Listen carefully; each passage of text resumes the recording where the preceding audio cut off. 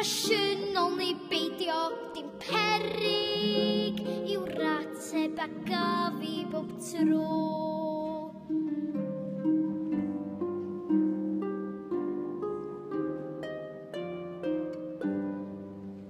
Ond rywsut mae pethau yn newid pan fo mymryn o lanast ar lawr.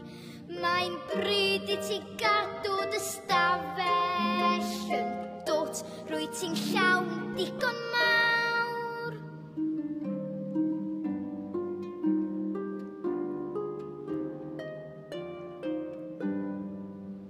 Mae'n anodd iawn dallt yr holl fusnes, does neb all esbonio ti ni.